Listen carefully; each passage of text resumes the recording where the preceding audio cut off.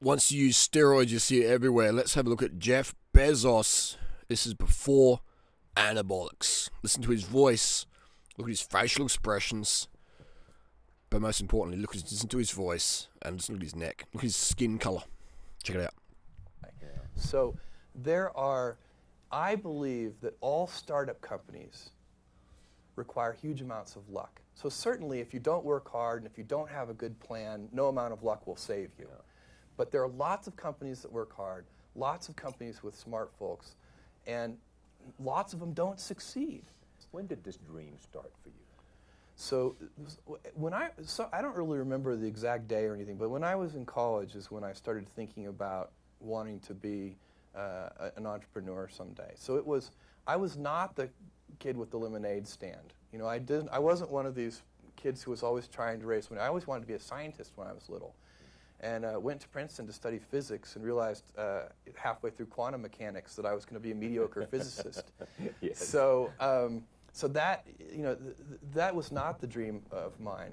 But I'd also always loved computers. I was lucky because at my age this is unusual to have access to a mainframe computer from my elementary school when I was in 4th grade.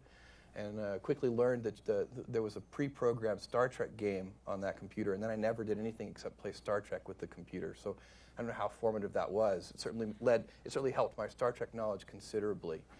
But I've always loved computers. Somewhere in college, I started watching some of the people who were like setting up, you know, college pizza delivery services, and you know, the core entrepreneurs, and thinking, you know, this looks like a really fun thing to do. If you weren't the CEO of Amazon.com today, what would you like to do or be? Well, so if I could do anything, and it turns out this is a very hard technical problem, yeah. So I don't actually hold out great hopes, but if I could do anything, I would like to go help explore space. Tell me more. I mean, what would you do, and how would you go about it if you weren't doing this? Well, you know, the picture I have is that I would get in a rocket ship, go up into space, and go check out a few things. Now, this is why I mentioned at the beginning. This is a very hard technical problem. Yeah, it is. but I would think if you put your mind to it, you could probably figure out a way that we could do this. Well, it's very hard. Your board of directors, and your stockholders might not be happy. It's very hard. It's really, I mean, so, you know, who knows what 20 years from now, if there's some significant changes in the technology, maybe such things will get easier. But we haven't made significant improvements in, you know, space transportation systems really since the Apollo program. All right. We'll take a break with Jeff Bezzos, take some questions from this audience and some more questions I have, but we'll be right back from Aspen, Colorado. Stay with us.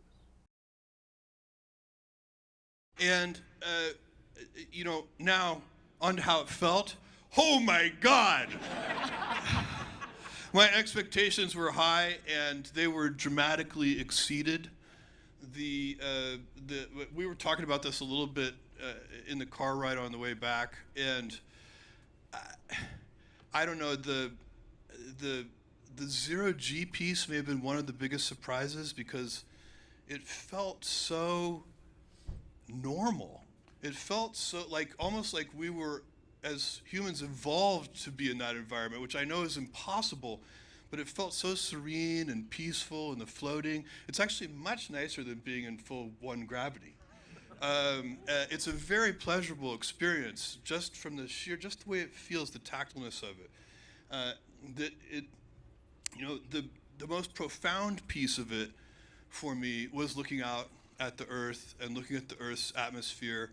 Every astronaut, everybody who's been up into space, they say this, that it changes them, and they look at it and they're kind of amazed and awestruck by the Earth and its beauty, but also by its fragility. And I can vouch for that. When I look out, you know, when we're sitting in this room and when we're driving our cars and we're moving around the planet in our normal ways, the atmosphere is so gigantic. You know, we're these tiny little things, and the planet, the atmosphere is so big. But when you get up above it, what you see is it's actually incredibly thin.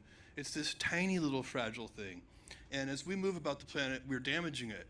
And, you know, so that is, you know, that's a very profound. It's one thing to recognize that intellectually. It's another thing to actually see with your own eyes how fragile it really is, and that was amazing. Who wants to add?